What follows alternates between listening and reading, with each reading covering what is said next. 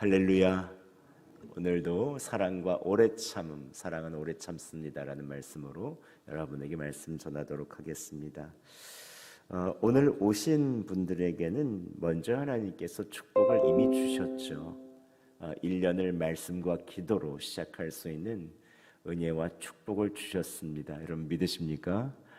한 주간 성령님께서 여러분에게 이 말씀과 기도로 인한 성령님의 열매를 맺혀주시기를 예수 그리스도의 이름으로 축원합니다. 우리는 한 주간 갈라디아서 5장에 나와 있는 성령의 열매를 살펴보려고 합니다. 사랑, 희락, 화평, 오래 참음, 자비, 양선, 충성, 온유, 절제, 이 9가지 열매가 있죠. 이 9가지 중에서 7가지에 대해서 함께 살펴보면서 어떻게 성령님과 함께 그 열매를 맺혀 나갈 수 있을지 함께 살펴보도록 하겠습니다. 왜냐하면 이러한 성령의 열매는 곧 예수님의 성품을 말합니다. 이 9가지 성령의 열매는 곧 예수님의 성품이거든요. 그래서 오늘은 그 첫 번째 열매인 사랑을 살펴보면서 올해 표어처럼 범사에 어떻게 그리스도를 닮아 나갈 수 있을지, 그리스도까지 자라날 수 있을지 함께 살펴보도록 하겠습니다.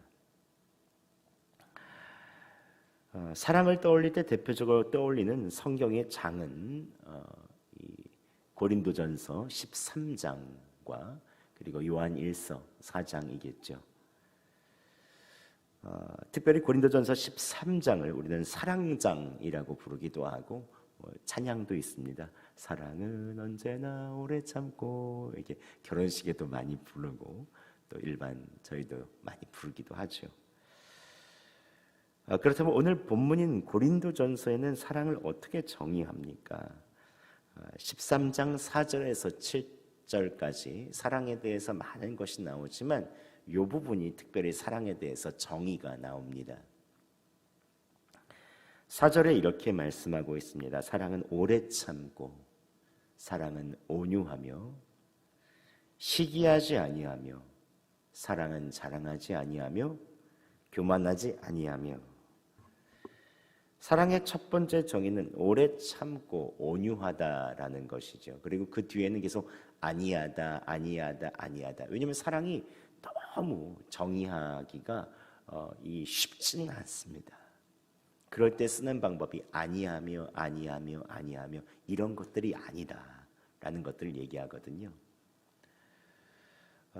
그리고 7절의 마지막 절에 이렇게 말씀하고 있습니다. 모든 것을 참으며, 모든 것을 믿으며, 모든 것을 바라며, 모든 것을 견디느니라. 즉 사랑의 첫 번째 정의가 오래 참고, 이고 마지막 정의가 또 모든 것을 참으며, 모든 것을 믿으며, 모든 것을 바라며, 모든 것을 견디느니라. 즉 사랑과 오래 참음은 굉장히 큰 연관성이 있다는 것입니다. 그런데 한번 생각해 보시죠. 왜 사랑의 정의가 오래 참고, 또 참고, 믿고, 바라고, 견디는 것이겠습니까?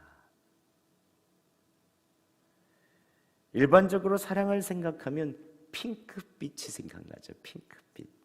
따뜻하고 부드러울 것 같고, 가까이 다가가면 정열적으로 뭔가를 뜨겁게 사랑해 줄 것 같은 그런 마음이 드는 것이 사랑에 대한 일반적인 마음입니다. 그런데 왜 사도 바울은 오늘 오래 참고, 또 모든 것을 참으며, 모든 것을 바라며, 모든 것을 견딘다라고 얘기했을까요? 사도 바울이 오늘 이 편지를 쓴 곳은 고린도 교회죠. 고린도 전서는 고린도 교회에 보낸 첫 번째 편지입니다.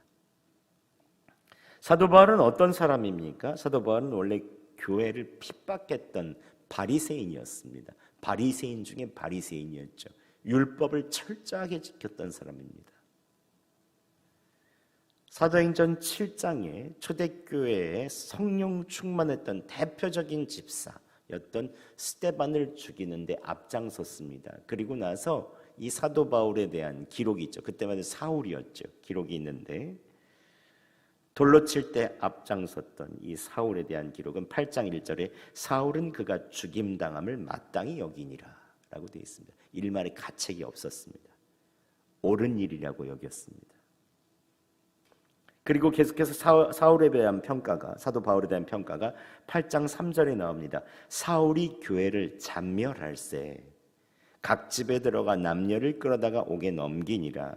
사울은 예루살렘에 있는 교회를 완전히 무너뜨리기로 작정했습니다. 이게 자신의 소명인 줄 알았습니다. 옳은 일인 줄 알았습니다. 각 집마다 들어가서 예수 믿는 성도들 체포해서 감옥에 넘겼습니다. 근데 그것으로도 만족하지 못해서 이제 이 예루살렘과 이스라엘을 넘어서 있는 해외에 있는 이 회당에까지 가가지고 이 사람들을 체포하기 위해서 체포 공문을 받아다가 그때 막 다메섹에 있는 회당, 왜냐하면 해외에 있는 이 도시들마다 유대인들이 모여있는 회당이 있었거든요. 그곳에서 분명히 예수 믿는 사람이 있을 것이다 생각해서 핍박해서 전 세계로 다 흩어진 사람들을 끝까지 색출해서 잡아내기로 했습니다. 바울은 교회를 완전히 없애려고 작정하고 다메섹으로 체포 공문 받고 올라가고 있었죠. 그런데 그때 부활의 예수님께서 이 사도 바울을 만나 주십니다. 사울아, 사울아, 내가 어찌 나를 핍박하느냐 하시면서 큰 빛으로 그에게 임하여 주시죠. 그 빛의 눈이 멀고 사울은 이렇게 말합니다. 주여 누구시나이까? 꼭 끌어주면서 묻습니다. 그때 예수님께서 대답해 주시죠. 나는 내가 박해하는 예수라. 그 이야기를 듣고 이 사도 바울이 얼마나 큰 충격이겠습니까? 그런 사흘간 식음을 전폐합니다. 아마 그때 예수님의 사랑을 깊이 깨달았던 것 같습니다. 자신이 믿는 성도들을 죽이는데 앞장서고 교회를 무너뜨리고 성도들을 체포하는데도 오래 참아주신 그 예수님의 사랑, 예수님께서 그가 이방인의 사도가 될 것을 믿고 바라며 견디셨다는 것을 그는 그 3일 동안에 아주 깨달았을 것입니다. 아나니아가 나중에 안수에서 눈에 비늘이 벗겨지면서 너를 이방인의 사도로 세웠다라고 얘기하지요. 사도 바울이 경험한 예수님의 사랑은 오래 참고 믿고 바라며 견디는 사랑이었습니다. 그런데 사도 바울도 이러한 예수님의 사랑을 똑같이 주어야 하는 때가 왔습니다.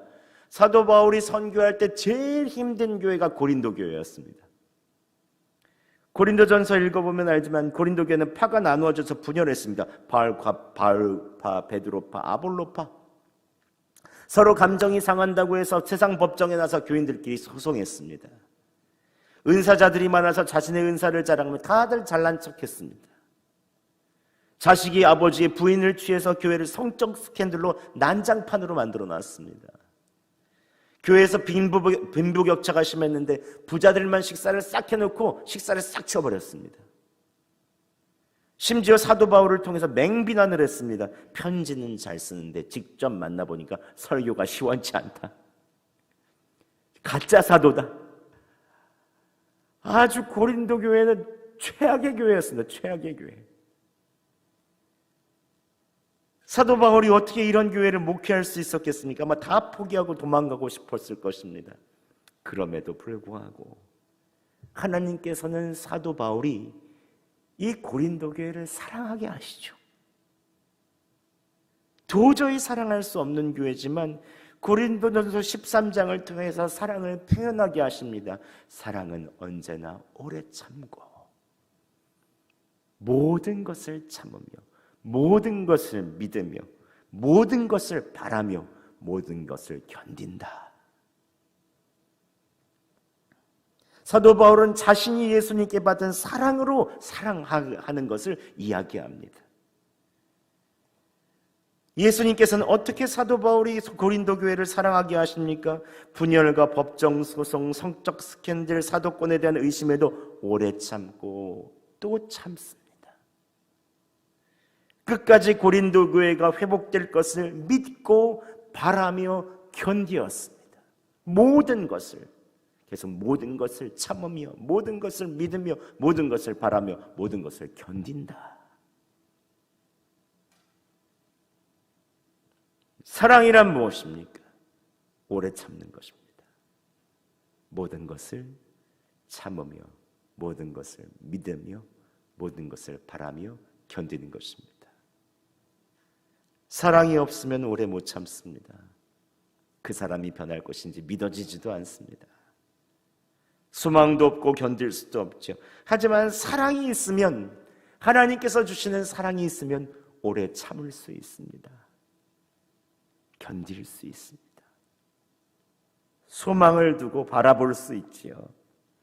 왜냐하면 예수님께서 십자가에서 달리시면서 우리를 오래까지 참아주셨기 때문입니다. 고난을 견디셨습니다. 우리를 구원하기로 소망하시고 바라셨습니다. 여러분, 요즘에 오래 참는 사람이 있습니까? 그러면 여러분 사랑하는 것입니다. 믿을 수 없는데도 믿고 바라며 견뎌주는 사람이 있습니까? 그러면 사랑하는 것입니다.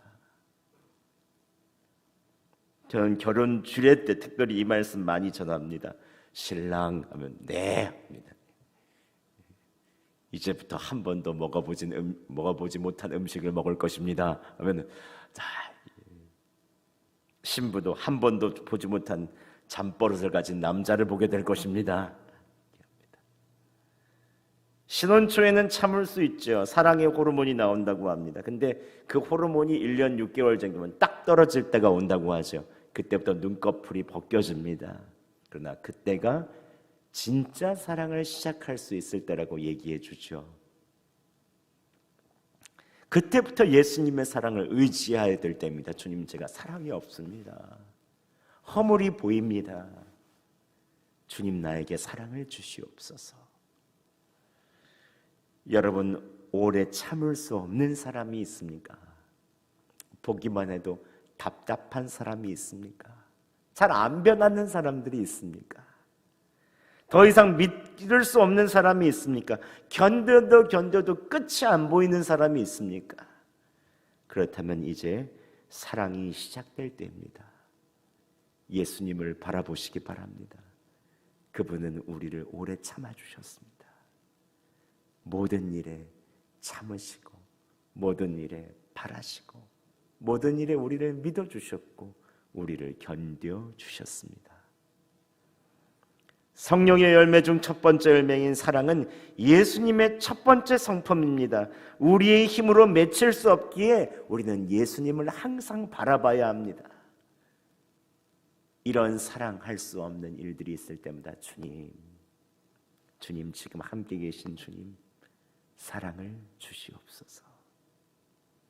조금 더 참게 하여 주시옵소서. 조금 더 저 사람이 변할 것을 소망하고 믿게 하여 주시옵소서. 이럴 때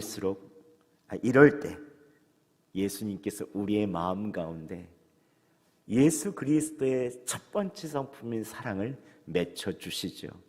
우리는 그 성품을 자녀들에게 물려주는 것입니다. 우리가 이거 사랑해가 아니라 우리가 그렇게 바라며 견디며 오래 참아왔던 그 사랑이 우리 안에 맺혀지는 것을 우리의 자녀들은 봅니다. 그것을 우리는 사랑으로 물려주는 것이죠. 여러분의 자녀가 그 신앙의 유산을 물려받고 오래 참고 믿고 바라며 견디는 예수님의 사랑의 열매를 물려받고 맺히게 되시기를 예수 그리스도의 이름으로 축원합니다. 오늘도 1년을 시작하는 이때에 주님, 사랑의 예수님 바라보겠습니다. 우리 안에 그 열매를 주시옵소서.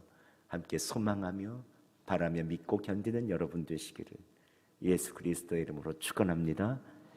기도하겠습니다. 사랑의 하나님 아버지 감사합니다. 오늘도 사도 바울을 통해서 고린도 교회를 끝까지 사랑하게 하셨던 예수님의 사랑을 봅니다. 우리 모두 다 사도 바울처럼 주님께서 오래 참으시고 소망하시고 믿어주시고 견뎌주셨기에 여기까지 올 수 있었습니다. 우리의 가정, 우리의 일터, 우리에 있는 교회 가운데 사랑을 맺히게 하여 주시옵소서. 예수 그리스도를 바라보게 하여 주시옵소서. 그분께 사랑을 구할 때 주님께서 주시는 사랑으로 사랑하게 하여 주시옵소서. 예수님의 사랑의 열매가 올 한 해 가득히 우리 안에 맺혀지기를 원하며 예수 그리스도의 이름으로 기도드립니다. 아멘.